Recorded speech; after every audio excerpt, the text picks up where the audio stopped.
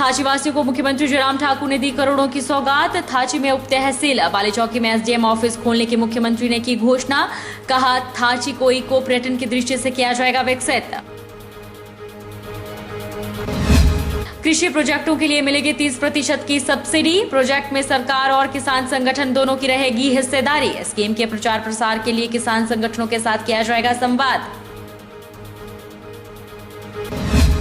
नैना देवी को पंजाब से जोड़ने वाला मुख्य मार्ग कोलावाला टोबा नैना देवी जल्द बनकर होगा तैयार। वर्ल्ड बैंक से सड़क का होगा निर्माण। सड़क निर्माण को लेकर नैना देवी पहुंची टीम, किया निरीक्षण। और नूरपुर में 9 से 15 अगस्त तक चलेगा स्वच्छ हिमाचल स्वस्थ हिमाचल अभियान। अभियान को उपमंडल में धरातल पर उतारने की तैयारियों को लेकर एसडीएम ने विभागीय अधिकारियों को दिए निर्देश। नमस्कार, आप देख रहे हैं HP 24x7। मैं हूं जनीशा। मुख्यमंत्री जयराम ठाकुर ने मंडी जिले के अपने प्रवास के दौरान थाची में करोड़ों रुपए की विकास परियोजनाओं के उद्घाटन और शिलान्यास किए।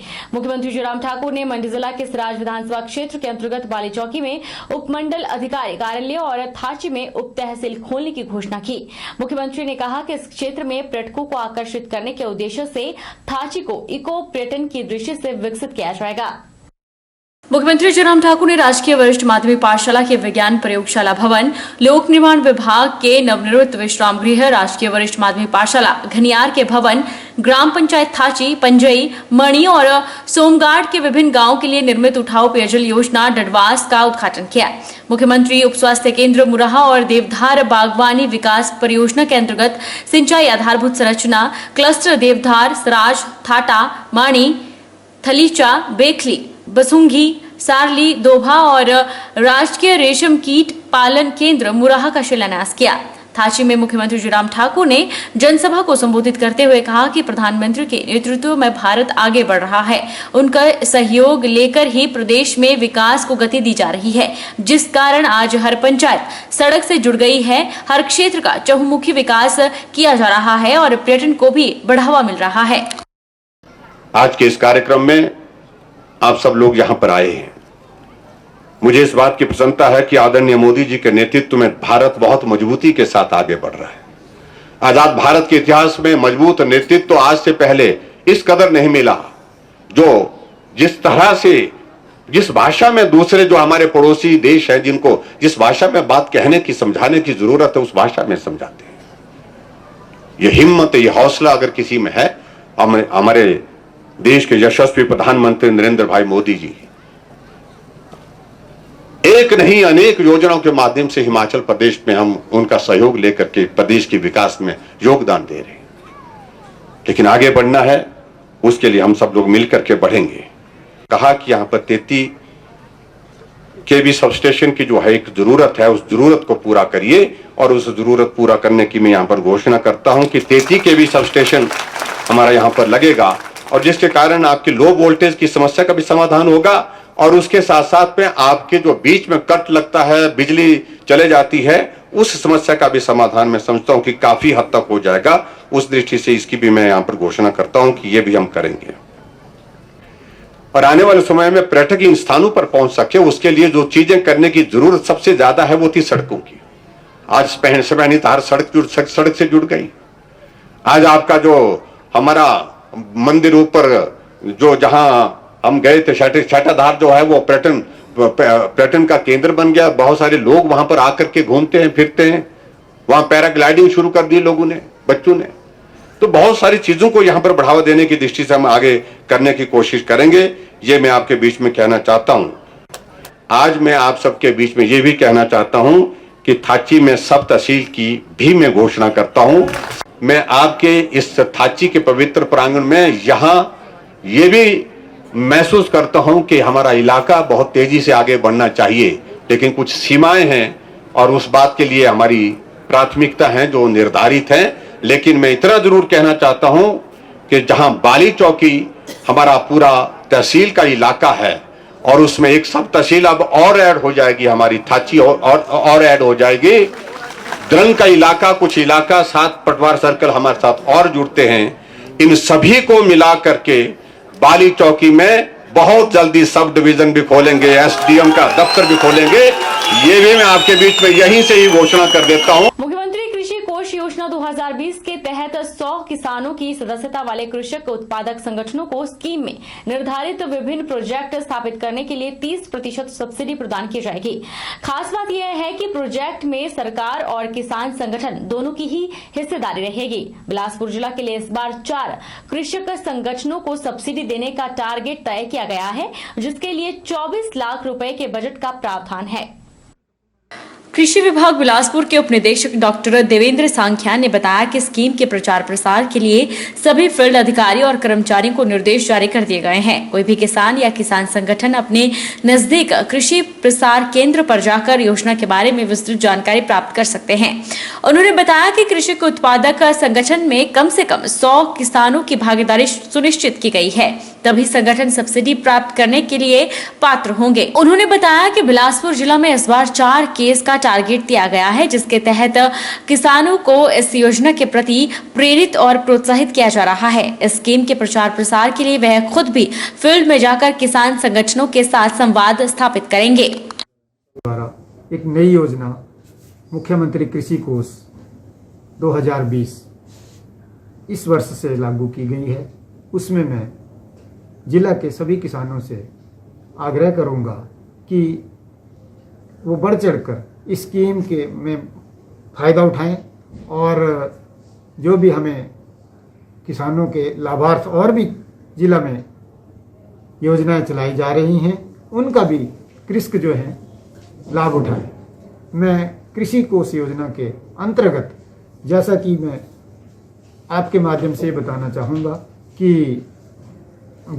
हम लगभग जिला में 4 कृषि उत्पादक संगठन शुरुआत में बनाएंगे और उसमें उन कृषि उत्पादक संगठनों के लिए 6 लाख रुपए तक अनुदान कृषि उत्पादक संगठनों को मुहैया कराएंगे। नवजात शिशुओं को बीमारियों से दूर रखने के लिए मां का दूध सबसे ज्यादा महत्वपूर्ण है और बच्चे के मानसिक और शारीरिक विकास में भी मां के दूध की अहम भूमिका होती है। बावजूद इसके आज भी 100% बच्चों को जन्म के बाद मां का दूध नहीं मिल पाता। इस विषय पर चिंतन करते हुए एम्स अस्पताल बिलासपुर प्रबंधन द्वारा जिला अस्पताल में एक जागरूकता शिविर का आयोजन किया गया। 1 से 7 अगस्त तक विश्व स्तनपान सप्ताह मनाया जा रहा है, जिसके अंतिम दिन जिला अस्पताल के ट्रॉमा सेंटर हॉल में जागरूकता शिविर का आयोजन किया गया, जिसमें सीएमओ बिलासपुर डॉक्टर प्रकाश दरोच ने मुख्य अतिथि और जिला स्वास्थ्य अधिकारी डॉक्टर परविंदर सिंह ने विशेष अतिथि के रूप में शिरकत की। शिविर के दौरान एम्स अस्पताल बिलासपुर की स्पेशलिस्ट डॉक्टर्स ने स्थानीय महिलाओं से अपने नवजात शिशुओं के जन्म के 1 घंटे के भीतर दूध पिलाने और कम से कम 6 माह तक मां का दूध बच्चे को देने की सलाह दी, ताकि कोई भी बच्चा कुपोषण और अन्य बीमारियों का शिकार न हो सके। वहीं शिविर के संबंध में जानकारी देते हुए सीएमओ बिलासपुर ने कहा कि मां का दूध बच्चे को कई तरह की बीमारियों से निजात दिलाता है, जिससे उसका संपूर्ण विकास होता है। ब्रेस्ट फीडिंग यानी कि मां के दूध के बच्चे को क्या क्या फायदे होते हैं, इसके बारे में विस्तार से चर्चा की गई और ये इस मां के दूध को लगभग 6 महीने तक और बच्चे के पैदा होने के 1 घंटे के अंतराल शुरू कर देने से बहुत सी बीमारियों से बच्चे को इसका निजात मिलता है। इसी कड़ी में जो आज प्रोग्राम रखा गया। वहीं डॉक्टर हरप्रीत कौर ने कहा कि इस साल का थीम यह रखा गया है कि आखिरकार 100% बच्चों को स्तनपान क्यों नहीं करवाया जा रहा और इसके पीछे कौन जिम्मेवार है। इसके प्रति जागरूक करने के लिए शिविर का आयोजन किया गया। साथ ही डॉक्टर हरप्रीत ने कहा कि देश के सभी बच्चों को मां का दूध उपलब्ध हो सके, इसके लिए केवल मां की ही जिम्मेदारी नहीं है, बल्कि परिवार के सदस्य, समाज और सरकार की जिम्मेवारी बनती है, ताकि स्तनपान के लिए महिलाओं को एक सुरक्षित माहौल मिल सके।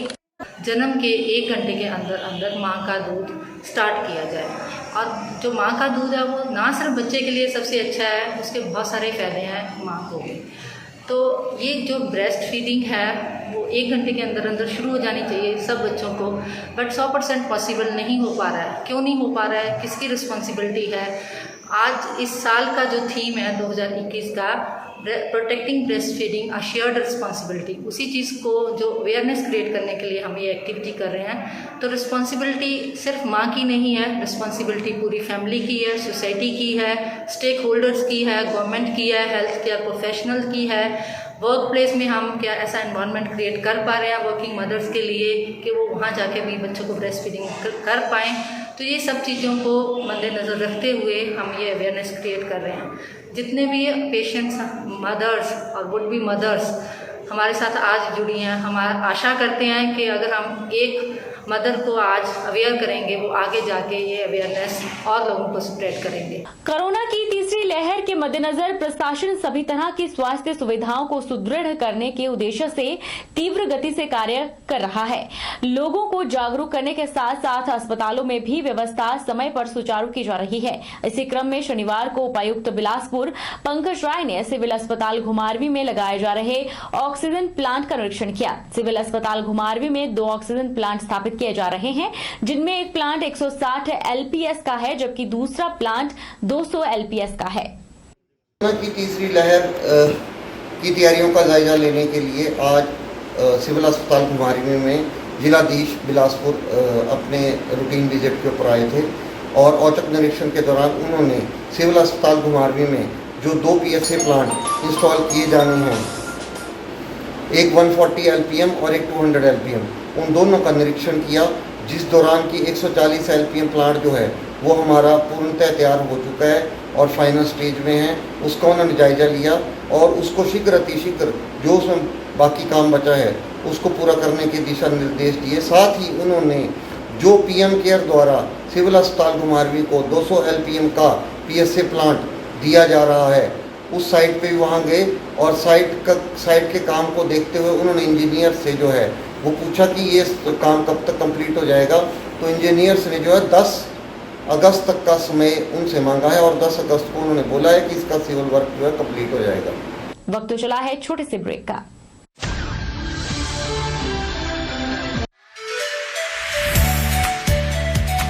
Abhilashi Group of Institution, where you can get admission in 2021 and 22 for BTech in Civil, Mechanical, Electrical and Computer Science Engineering, Diploma in Civil, Mechanical, Electrical Engineering, B Pharmacy, BSc Nursing, PB BSc Nursing, A&M, GNM, B.Ed, DLEd, MSc in Physics, Chemistry, Botany. For detailed inquiry, please contact Abhilashi Group of Institution near Chowk, Tehsil Bal, District Mandi, Himachal Pradesh.